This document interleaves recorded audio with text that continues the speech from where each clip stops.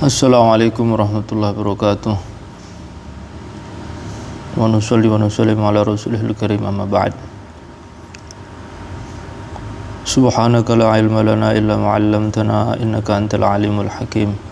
Rabbi shrah li sadri wa yassir li amri wa hlul 'uqdatam min lisani yafqahu qawli wasaddid lisani wahdi qalbi bihaqqi sayyidina Muhammadin sallallahu alaihi wasallam. Kita lanjutkan hadis Kitabul Fitan mengenai tentang Dajjal dalam riwayat Al-Bukhari. Bismillahirrahmanirrahim. Wa bihi qala haddatsana Abdul Aziz ibn Abdullah qala haddatsana Ibrahim ibn Sa'id an abihi an jaddihi an Abi Bakrah anin nabiy sallallahu alaihi wasallam qala. Hadis ini diriwayatkan oleh sahabat Abu Bakrah. Abu Bakrah nama aslinya Nufai. Dia meriwayatkan dari Nabi bahwasanya beliau pernah bersabda, la yadkhulul madinata ru'bul masihid dajjal wa laha yawma idin sab'atu abwabin ala kulli babin malakani. Nabi sallallahu alaihi wasallam beliau bersabda, tidak akan masuk ke dalam Madinah, tidak akan masuk ke Madinah ru'bul masihid dajjal, rasa ketakutan yang dibawa oleh Dajjal. Jadi seluruh dunia nanti akan ketimpa fitnah yang sangat besar kelak ya. Nanti dunia ini akan kedatangan pembawa bendera fitnah, yaitu Al-Masih Dajjal. Dan Dajjal ini menebar fitnah, kesaktiannya dan lain-lain itu, hingga membuat seluruh dunia ini cemas. Tidak ada satu tempat pun di muka bumi ini kecuali merambat ke dalam hatinya rasa takut dengan Dajjal, kecuali Madinah. Mengapa demikian? Walaha yauma idin sab'atu abwab. Di Madinah ketika itu terdapat 7 pintu. Ala kulli babin malakani, dan setiap pintu kota Madinah ada 2 malaikat yang menjaga. Jadi Madinah itu merupakan kota suci, maka tidak akan masuk pengaruh yang dibawa oleh Dajjal. Dan di Madinah itu nanti akan dijaga oleh malaikat. Setiap pintunya ada 2 malaikat, dan pintu kota Madinah saat itu ada 7. Kemudian di sini dilanjutkan hadisnya, bihi qala haddatsana Musa ibnu Ismail qala haddatsana Wuhaib qala haddatsana Ayyub an Nafi' an Ibnu Umar urahu anin Nabi sallallahu alaihi wasallam qala. Nabi sallallahu alaihi wasallam bersabda, a'waru 'ainil yumna ka'annaha 'inabatun tafiyah. Nah, ini ciri khas, ciri yang menjadi identitas Dajjal yang disebut di dalam hadis, yaitu Nabi SAW bersabda, mata Dajjal yang sebelah kanan itu cacat ya. A'waru 'ainil yumna, mata yang sebelah kanan itu cacat. Bentuk cacatnya itu ka'annaha, seakan-akan matanya yang cacat itu seperti ainabatun tafiyah, seperti biji anggur yang keluar dari rumpunnya. Jadi kalau kita petik anggur, ini ada yang menonjol keluar. Jadi maksudnya tafiyah itu mata Dajjal yang sebelah kanan itu nonjol keluar ya. Nah, kalau kita compare hadis-hadis yang kaitan dengan mata yang menjadi ciri khas kebatilan, ciri khas identitas si pembawa kebatilan menurut versi hadis itu di mata. Nanti diterangkan setelah itu kenapa mata.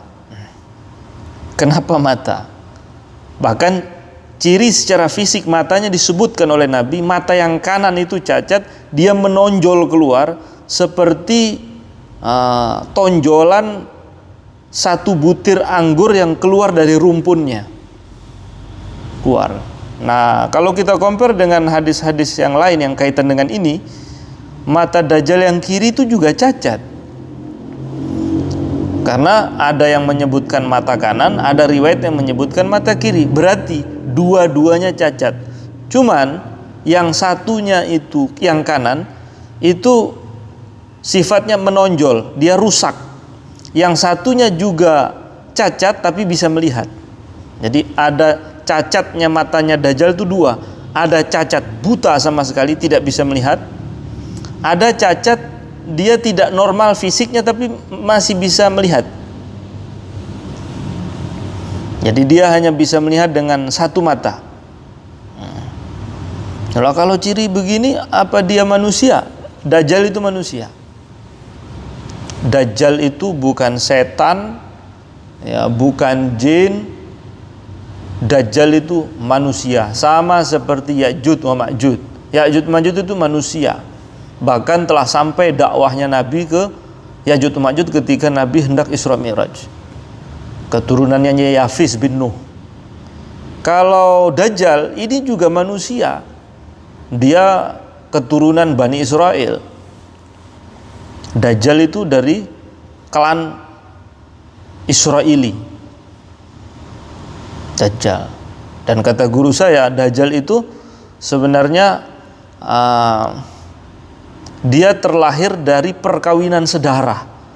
Ada sepasang suami istri dari bangsa Yahudi, dia sedarah, kemudian menikah, kemudian kawin, lahir Dajjal itu.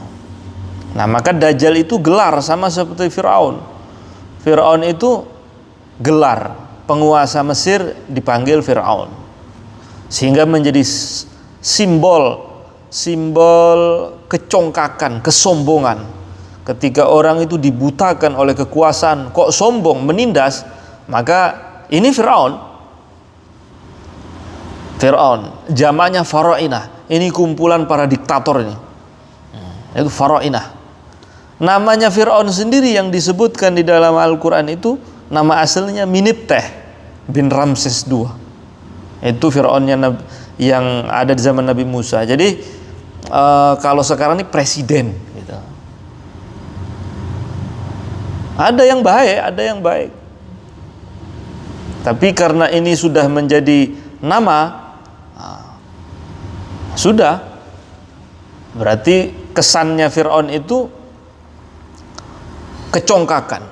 Maka ketika kepalanya Abu Jahal itu dibawa di hadapan Nabi oleh Abdullah bin Mas'ud setelah usai perang Badar, Nabi mengatakan, hadza fir'aunu hadil ummah. Ini Fir'aunnya umat ini. Artinya diktator ini sombong, dibutakan oleh syahwat kekuasaannya, hingga dianggap semua orang yang dicintai oleh sebagian manusia, apalagi semua, itu dianggap ancaman reputasinya, nggak boleh ada. Nah, ini Fir'aun ini namanya.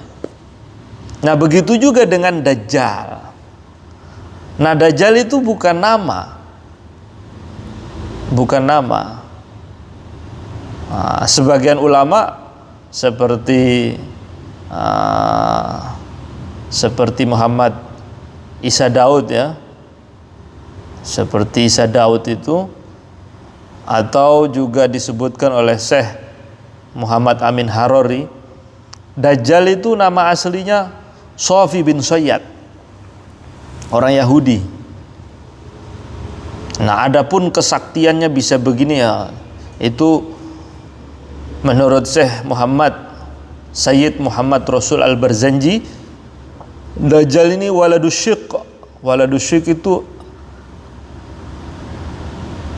adalah manusia yang ada unsur syaitonnya.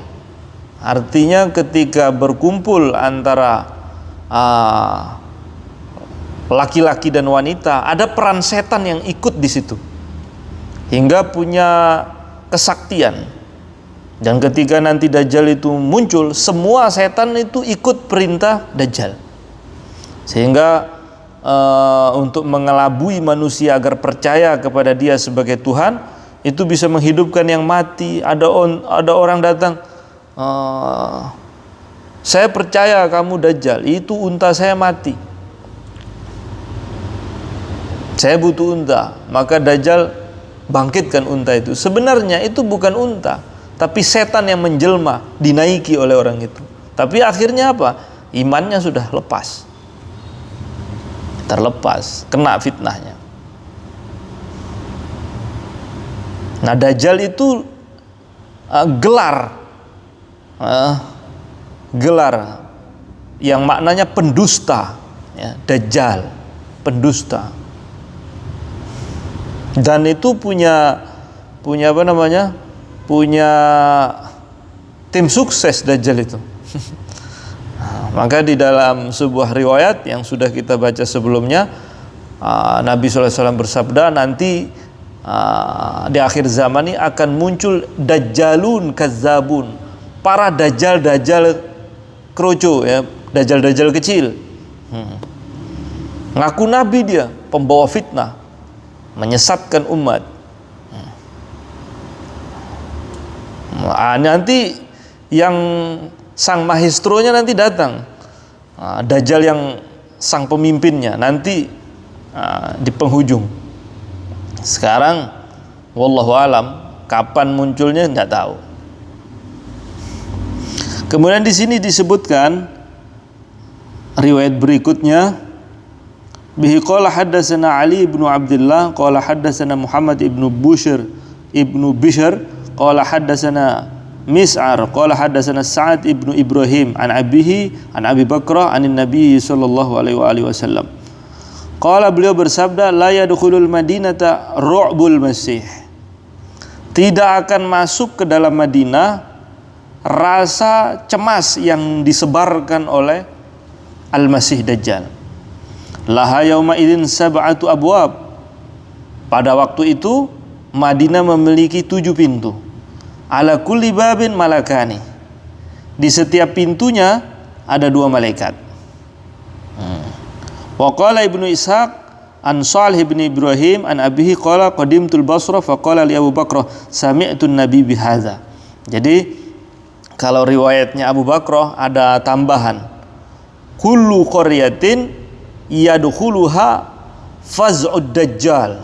Setiap kampung, setiap desa itu akan dimasuki rasa rasa takut, rasa cemas, gelisah akan adanya Dajjal. Jadi Dajjal muncul, semua dunia itu ketakutan, kecuali satu, yaitu Al-Madinah Al-Munawwarah. Jadi Dajjal itu rasa cemas itu wallahu alam bisa pengertiannya rasa cemas teror, ya. Gampangannya semua tempat, setiap kampung akan merasakan gema teror Dajjal. Tidak ada yang bisa terlepas kecuali Madinah Al-Munawwarah. Ini hadisnya begitu. Namun ya'tiha liyudkhilaha, namun Dajjal akhirnya karena ini nggak mempan, ya'tiha, Dajjal yang datang ke Madinah untuk memasukinya.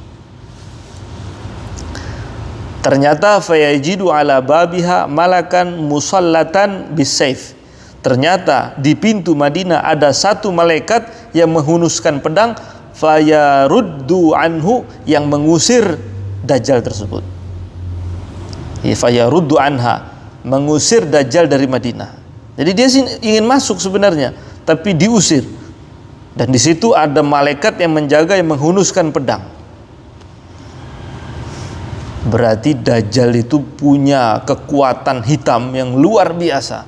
Sampai ketika dia punya misi memasuki kota suci sekalipun, itu yang bisa ngusir itu malaikat. Yang malaikatnya itu menghunuskan pedang. Berarti sakti sekali ini Dajjal.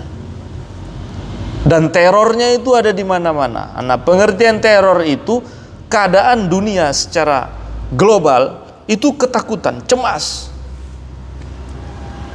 Semua orang baik itu cemas. Cemas ini dalam bentuk apa? Kalau ndak ikut pasti lapar. Itu sudah pasti itu. Karena semua yang mengikuti Dajjal, iming-imingnya itu keduniaan. Ibarat gampang agar bisa dimengerti oleh orang akhir zaman seperti kita yang serba teknologi itu. Intinya itu ekonomi dunia itu berada di tangan Dajjal itu. Kamu nggak ngikut sistem saya, embargo kamu. Ketakutan. Sama seperti politik global sekarang. Nanti takut dengan ada negara kecil yang kalau dikencingi tenggelam itu. Tapi takut ekonomi terancam, bagaimana kita nanti ini sampai mengatakan dirinya besar sekalipun kayak PBB itu nggak berkutik. Hanya dengan negara kecil. Nah, negara kecil ini dia punya sang di Pertuan Agung yang dinanti-nanti, namanya Dajjal. Karena itu dari klan mereka. Nah, belum muncul saja sudah begitu terornya. Bagaimana kalau pemimpinnya itu muncul? Bagaimana itu? Jadi teror Dajjal itu menundukkan manusia itu dengan ekonomi dan juga dengan kesaktian hitam. Karena Dajjal itu kalau masuk ke satu kampung, semua kampung ketakutan. Tawarannya cuma satu, tidak ada pilihan kedua. Kamu percaya saya Tuhan? Jawaban tidak ada yang lain kecuali iya atau tidak. Kalau bilang percaya, langsung itu tanamannya subur, ternaknya itu gemuk-gemuk, makmur langsung itu. Tapi imannya yang hilang. Tapi kalau mengatakan tidak, konsekuensinya bukan hanya kematian, tapi kematian pelan-pelan. Kalau langsung dibom begitu oleh Dajjal, dia bawa nuklir gitu, enak, selesai. Ini enggak, dimatikan pelan-pelan. Melalui apa? Seketika itu rumput-rumput jadi kering, semua langsung kering kerontang, enggak turun hujan, ternak-ternak pada mati. Hingga ketika itu dalam satu riwayat, makanannya orang beriman itu hanya zikrullah. Subhanallah walhamdulillah wala ilaha illallah wallahu akbar. Karena enggak ada cara lagi. Karena kau tolak sistem global ini, ya. Kamu tolak sistem hitam global ini, berarti kamu lapar. Nah, kayak sekarang, makanya sebelum muncul Dajjal yang hakiki, antek-anteknya itu tim suksesnya juga bermain polanya seperti itu. Kamu nggak tunduk dengan sistem kami, ya berarti kamu miskin. Kamu terbatas, kamu akan sempit ruang geraknya. Polanya berulang begitu-gitu aja. Dan yang lebih mengerikan lagi, ada yang menggunakan pola itu padahal benderanya itu agama. Benderanya itu agama. Kamu kalau nggak ikut kelompok kami, berarti kamu saya batasi. Kamu berarti aksesnya kamu nggak bisa kemana-mana. Kamu akan terisolasi. Nah, begitu ancamannya. Ini permainan Dajjal. Jadi Ra'bud Dajjal ini bisa maknanya Dajjal yang mendatangi setiap kampung, sebagaimana dalam sebuah hadis, tidak ada satu tempat pun di muka bumi ini kecuali pasti didatangi oleh Dajjal. Dan kecepatannya dia saat berjalan itu seperti hujan yang ditiup angin. Cepat sekali. Jadi semua sebelum dia datang, karena nggak mungkin dia mendatangi kampung itu dalam keadaan serempak ada. Ya, kalau dia datang ke satu tempat, beritanya itu menyebar membuat seluruh kampung yang lain, semua kota ketakutan. Kecuali satu, Al-Madinah. Madinah saja yang tenang, nggak ada rasa cemas, rasa takut, tidak ada. Kemudian kita lanjutkan. Bihi qala haddatsana Abdul Aziz ibnu Abdullah qala haddatsana Ibrahim an Salih an ibn Shihab an Salim ibn Abdullah anna Abdullah ibn Umar anna Abdullah ibn Umar, sesungguhnya Abdullah ibn Umar qala, dia berkata, qama Rasulullah sallallahu alaihi wasallam finnas. Rasulullah sallallahu alaihi wasallam berdiri di halayak ramai, di halayak manusia. Fa asna 'ala Allah, lalu beliau menyanjung Allah bima huwa ahluh, dengan sanjungan yang pantas untuk Allah. Summa zakara Dajjal, lalu Nabi bercerita tentang Dajjal, menyebut Dajjal.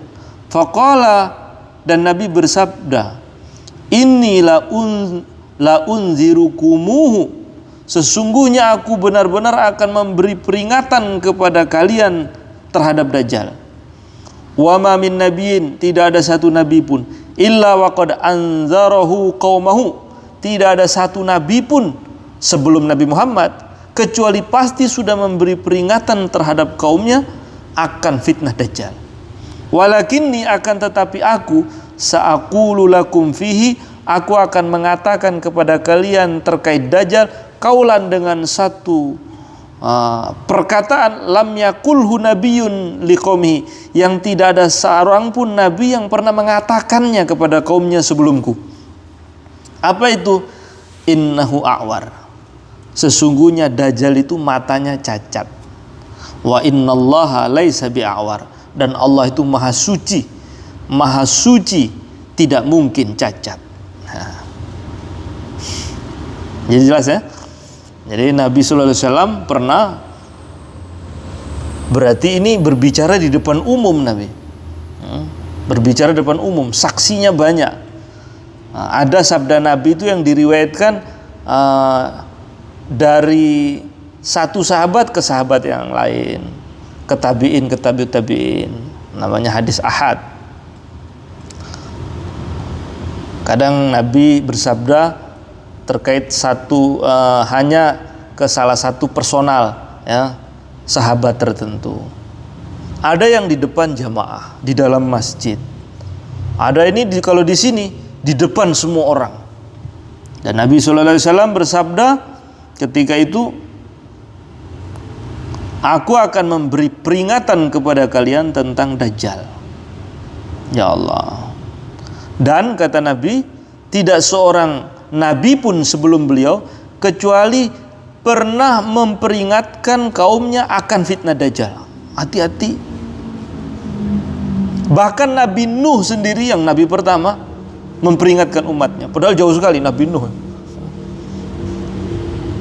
Sebagaimana riwayat Ibnu Umar, laqad anzarahu Nuhun ummatahu, sungguh Nabi Nuh pernah memperingatkan umatnya.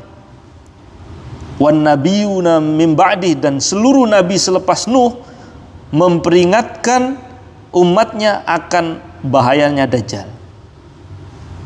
Padahal masih jauh itu antara Nabi Nuh dengan munculnya Dajjal, jauh sekali.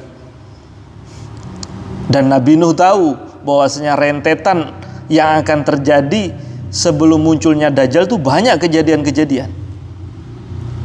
Dan seluruh nabi pun tahu bahwasanya yang bisa bunuh ini hanya satu orang, yaitu Nabi Isa. Nah, namun kata ulama, mereka para nabi selain Nabi kita Muhammad SAW memperingatkan umatnya itu tanpa menentukan kapan munculnya. Kapan itu tidak diberitahu. Tidak ditentukan, ini nanti akan muncul di zamannya Nabi Muhammad. Maka seluruh para nabi itu memberi peringatan akan fitnahnya Dajjal terhadap kaum mereka masing-masing, itu umum. Sehingga sabda Nabi SAW dalam hadis yang kita baca ini adalah bukti bahwasanya waktunya munculnya Dajjal itu yaitu di akhir zaman, dan yang menjadi objeknya yaitu umat beliau sendiri. Maka beliau membawa risalah untuk menceritakan sifat-sifat Dajjal itu secara rinci yang tidak disebutkan oleh nabi-nabi sebelumnya. Bahkan Nabi SAW bersabda, in yakhruju wa ana fikum fa ana hajijuhu. Nabi mengatakan, kalau memang Dajjal keluar dan aku masih ada di sekitar kalian, aku yang akan menghadapinya. Nah, hingga para ulama mengatakan terkait hadis ini, dimungkinkan Nabi juga belum diberitahu oleh Allah kapan munculnya dan tanda-tanda kemunculannya. Tapi ketika Nabi sudah diberitahu itu akan terjadi, yaitu sepeninggal beliau, nah maka beliau sampaikan kepada sahabatnya ciri-cirinya secara rinci.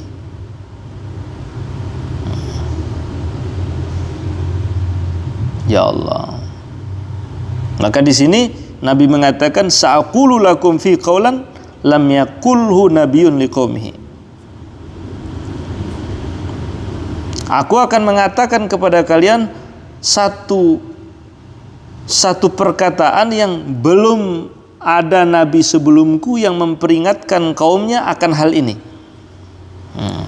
Apa itu? Dajjal itu cacat, matanya cacat. Kenapa Nabi menceritakannya khusus? Karena Dajjal itu muncul pada umatnya Nabi, ya, menjadi fitnah yang tertuju kepada umatnya Rasulullah SAW.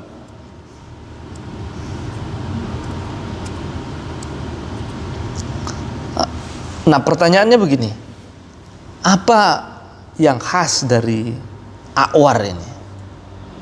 Ya, serendah-rendahnya cara berpikir praktis, ya, simpel-simpelan, ya, paling rendah lah, yang paling mudah ditangkap. Kalimat Tuhan, mau pinter kayak mau bodoh, asal jangan gila saja, ya, semua akan menangkap itu suatu Tuhan berarti kaitannya dengan kesucian. Itu paling rendah itu. Tuhan suci. Karena kalau sudah mengatakan suci, berarti semua makna-makna yang tidak pantas disematkan kepada Tuhan menjadi tertolak semua.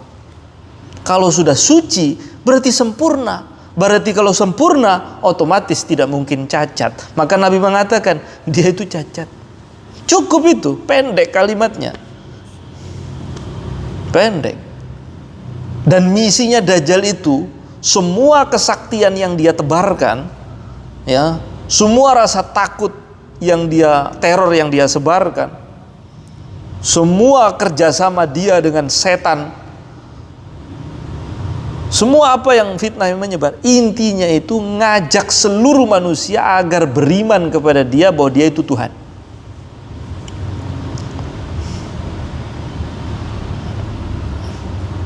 Jadi ini perang sebenarnya, cuman perang maknawi.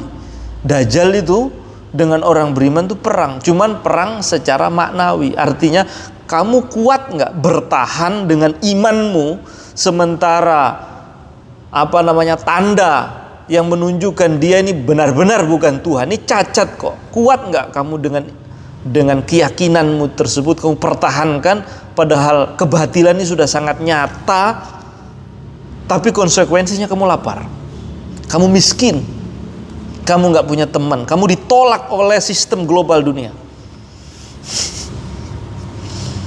Gimana? Ya tantangannya itu.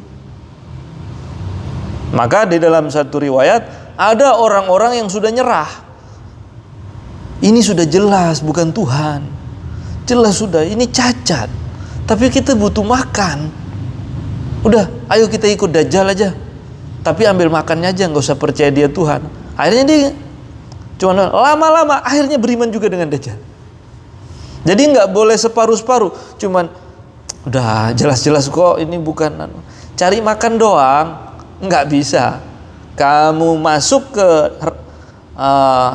radius fitnahnya, berarti masuk sepenuhnya. Masuk sepenuhnya berarti. Nggak ada yang setengah-setengah. Yang ngerinya fitnah Dajjal itu. Maka di sini sifat yang disebutkan oleh Nabi, Masya Allah, innahu a'war. Ya. Wa innallaha laisa bi'a'war. Allah itu tidak mungkin cacat. Allah itu maha suci. Maha suci dari kekurangan. maha suci dari ketidaksempurnaan. Karena kalimat Tuhan langsung serendah-rendah otaknya orang itu sempurna. Tuhan suci. Suci dari apa? Semua dengan maha suci dari seluruh hal-hal yang tidak pantas disandarkan kepadanya, yang itu menurunkan sifat ketuhanannya. Nggak boleh. Ini cacat. Dia bisa menyembuhkan orang sakit, bisa membangkitkan orang yang sudah mati. Matanya sendiri itu loh nggak bisa disembuhin.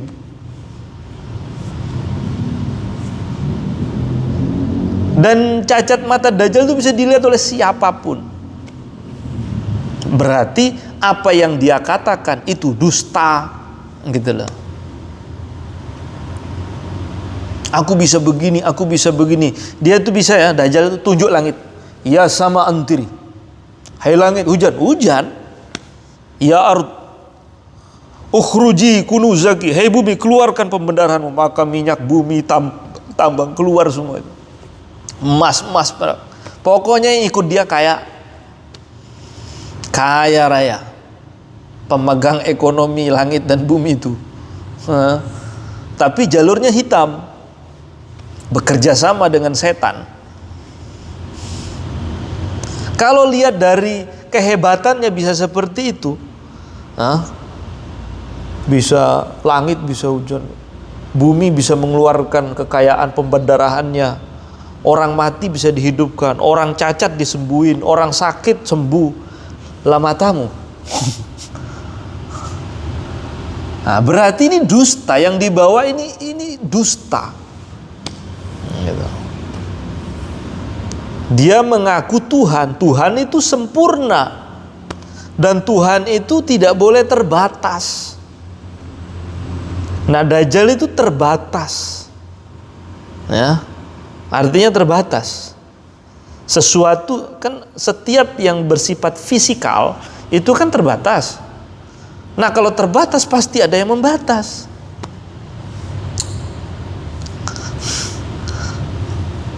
Tapi itu sudah terlalu nanti ke filsafat itu nantinya, ilmu ahli kalam.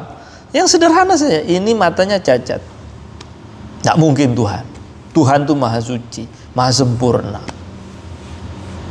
Itu serendah-rendahnya orang berpikir itu sudah bisa nangkap itu. Maka sifat inilah yang disebutkan oleh Nabi yang tidak disebut oleh nabi-nabi sebelumnya. Wallahu a'lam bishawab wa ilaihi al-ma'ab. Al-Fatihah. A'udzu billahi minasyaitonir rajim. Bismillahirrahmanirrahim.